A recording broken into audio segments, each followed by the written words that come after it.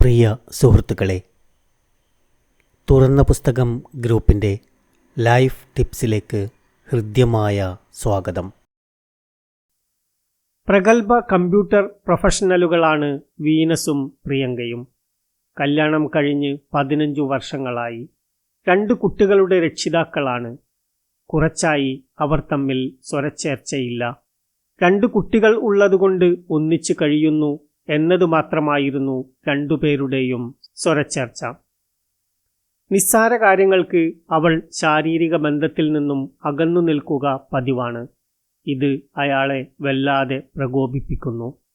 ഇത് പരസ്പരം അടിയിലും തൊഴിയിലും കലാശിക്കുന്നു.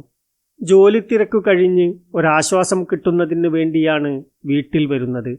അവിടെ പരസ്പരം പഴിചാരലും കുറ്റപ്പെടുത്തലുകളും നിസ്സഹകരണവുമായി കഴിയുമ്പോൾ ജീവിതം മതിയായി എന്ന് തോന്നുന്നതായി അയാൾ സൂചിപ്പിച്ചു. തൻ്റെ ആവശ്യങ്ങളും ആഗ്രഹങ്ങളും നിറവേറ്റിത്തരാത്ത ഇവളുടെ കൂടെ എത്ര കാലം ഇങ്ങനെ കഴിയണം?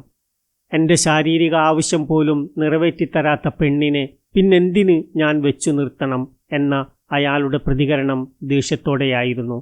ശാരീരിക ബന്ധം മാത്രമാണോ വിവാഹ ജീവിതം എന്ന വാദമുഖമാണ് അവളുടേത്.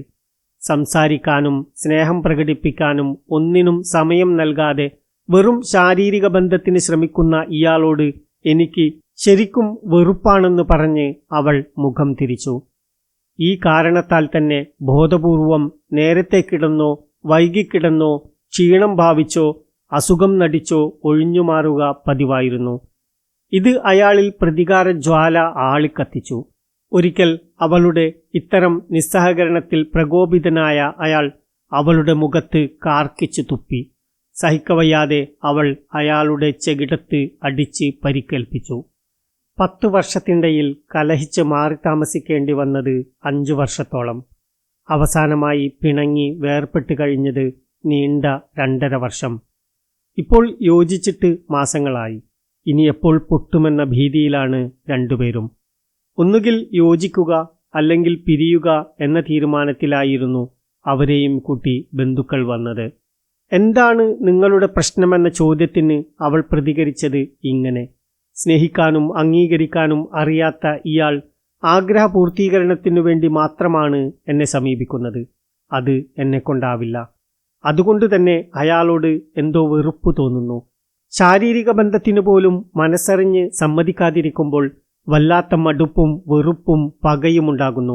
അത് അവളിൽ നിന്നും അകന്നു കഴിയാൻ നിർബന്ധിതനാക്കുന്നു എന്നായിരുന്നു അയാളുടെ പ്രതികരണം. ജീവിതകാലം മുഴുവൻ ഇവളുടെ കൂടെ തന്നെ ജീവിക്കണമെന്നുണ്ട്. പക്ഷേ അവൾ കണ്ടറിഞ്ഞ് പെരുമാറണം എന്നുകൂടി അയാൾ കൂട്ടിച്ചേർത്തു. നേരത്തെ പറഞ്ഞ 2 സംഭവങ്ങളിലും ഭാര്യാഭർത്തൃബന്ധത്തിന് ഉലച്ചിൽ തട്ടിയതിന് കാരണം ശാരീരിക ബന്ധമായിരുന്നു. പല വിവാഹബന്ധങ്ങളും താറുമാറാക്കുന്നത് ഇതുതന്നെയാണ്. സ്ത്രീ പുരുഷ മാനസിക വികാരങ്ങൾ പരസ്പരം ഉൾക്കൊള്ളാത്തതിൻ്റെ ഭവിഷ്യത്തായാണ് ഇത്തരം പ്രശ്നങ്ങളെന്ന് മനസ്സിലാക്കേണ്ടതാണ്. ഇവിടെ സ്ത്രീയുടെയും പുരുഷൻ്റെയും മനോവികാരങ്ങൾ ഒന്ന് പരിശോധിക്കാം.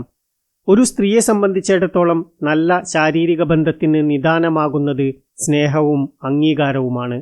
അത് യഥാവിധം കിട്ടുന്നില്ല എന്ന് തോന്നുന്ന സ്ത്രീകളിൽ ലൈംഗിക ബന്ധത്തോട് താൽപ്പര്യക്കുറവും വെറുപ്പുമുണ്ടാകുന്നതായി കണ്ടുവരുന്നു.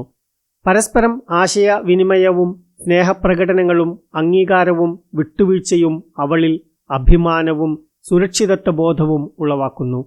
അത് ശാരീരിക മാനസിക ആരോഗ്യം പുഷ്ടിപ്പെടുത്തും. അല്ലാത്തപക്ഷം അറിയാതെ താൽപ്പര്യക്കുറവും വെറുപ്പുമുണ്ടാകും. പലപ്പോഴും ഭർത്താവിൻ്റെ ആവശ്യം ഒരു ചടങ്ങെന്ന നിലയിൽ നിറവേറ്റിക്കൊടുക്കുന്നു.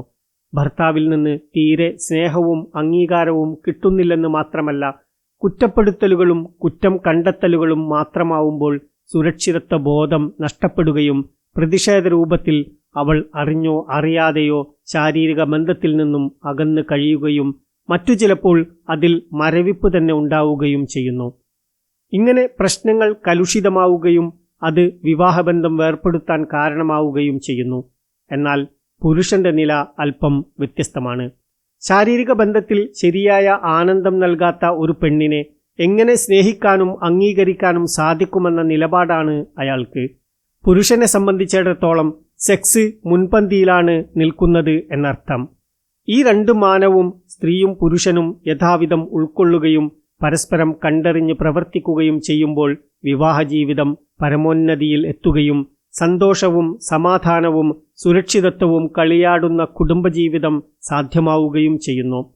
ഇത് ശാരീരിക മാനസിക ആരോഗ്യമുള്ള പുതിയ തലമുറയ്ക്ക് നിദാനമാകുന്നു എന്നതും ഓർമ്മിപ്പിക്കുന്നു. വേറിട്ട മറ്റൊരു കഥ നോക്കാം. ഭർത്താവിന്റെ പുകവലി കാരണമായുണ്ടായ വായ്നാറ്റം ഭാര്യയ്ക്ക് വളരെയധികം അരോചകമായിരുന്നു. കല്യാണം കഴിഞ്ഞ നാൾ തൊട്ടേ അവൾ അയാളെ അത് അറിയിച്ചിരുന്നു.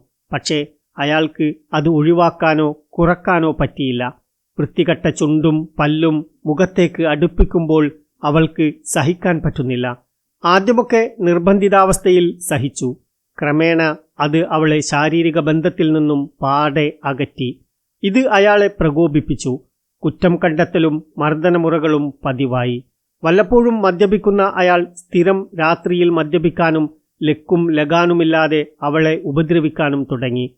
മറുനാട്ടിൽ ആരോരുമില്ലാതെ ഭർത്താവിന്റെ തുണയിൽ മാത്രം കഴിഞ്ഞിരുന്ന അവൾക്ക് സമനില തെറ്റിയതുപോലെ ഇടയ്ക്കിടയ്ക്ക് തോന്നാൻ തുടങ്ങി. ഭർത്താവ് മദ്യപാനം കഴിഞ്ഞ് രംഗപ്രവേശം ചെയ്യുന്നതിന് മുമ്പ് അവൾ ഒരു ഇരുമ്പ് കമ്പി ഒരുക്കിവെച്ച് തലങ്ങും വിലങ്ങും അയാളെ അടിച്ചു. ഈ ചെയ്തികൾ ഇടയ്ക്കിടെ ആവർത്തിച്ചു. ഈ ചെയ്തികളും മേൽ വിവരിച്ച പ്രശ്നങ്ങളുടെ രൂപഭേദം മാത്രമാണെന്ന് മനസ്സിലാക്കാവുന്നതാണ്. ഇത്തരത്തിലുള്ള പല രൂപഭേദങ്ങൾ വൈവാഹിക ജീവിതത്തിൽ കണ്ടുവരുന്നു. യാഥാർത്ഥ്യ ബോധത്തിലെത്താനുള്ള തിരിച്ചറിവും ഇണയുടെ തുണയായി മാറി കാര്യങ്ങൾ നിറവേറ്റാനുള്ള തന്റേടവും ഉണ്ടാകുമ്പോൾ ഇത്തരം പ്രശ്നങ്ങൾക്ക് വിരാമമിടാനും നല്ല കുടുംബജീവിതം നയിക്കാനും സാധിക്കും. അത് നിസ്സാരമല്ല, ഒരു ചിന്തയിൽ ചെയ്യാൻ സാധിക്കുന്നതുമല്ല. നിരന്തരമായ ശ്രമവും ശ്രദ്ധയും അതിന് അനിവാര്യമാണ്. ശരീരഘടനയിലും മാനസിക നിലയിലും ആണും പെണ്ണും തമ്മിൽ വലിയ അന്തരമുണ്ട്. അതുകൊണ്ട് തന്നെ അവരുടെ ആവശ്യങ്ങളിലും ആഗ്രഹങ്ങളിലും പെരുമാറ്റ രീതികളിലും വ്യത്യസ്തതയും വൈരുദ്ധ്യവും കണ്ടുവരുന്നു.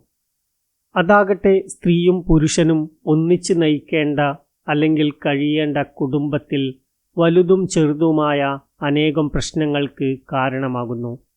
അതുകൊണ്ട് തന്നെ ആരോഗ്യകരമായ വിവാഹ ജീവിതത്തിന് പരസ്പര വിശ്വാസവും വിട്ടുവീഴ്ചയും മർമ്മപ്രധാനമാണ്. വിട്ടുവീഴ്ച തീർച്ചയായും ഒരു കലയാണ്. അത് ഒരു സുപ്രഭാതത്തിൽ ഉണ്ടാവുന്നതല്ല. ജീവിതാനുഭവങ്ങളിൽ നിന്നും കുടുംബ പശ്ചാത്തലത്തിൽ നിന്നും നേടിയെടുക്കേണ്ട ഒന്നാണ്. വിദ്യാസമ്പന്നനായാലും ചിന്തകനായാലും ദാർശനികനായാലും ഈ കഴിവ് ഉണ്ടാവണമെന്നില്ല. എന്നാൽ പരസ്പരം കണ്ടറിഞ്ഞ് ആൺപെൺ സ്വഭാവ വ്യത്യാസങ്ങൾ ഉൾക്കൊണ്ട് പെരുമാറുമ്പോൾ ഒരു വലിയ അളവുവരെ ഇത് സ്വായത്തമാക്കാമെന്നാണ് മനസ്സിലാക്കേണ്ടത്. എല്ലാവർക്കും നന്മകൾ നേരുന്നു. നന്ദി.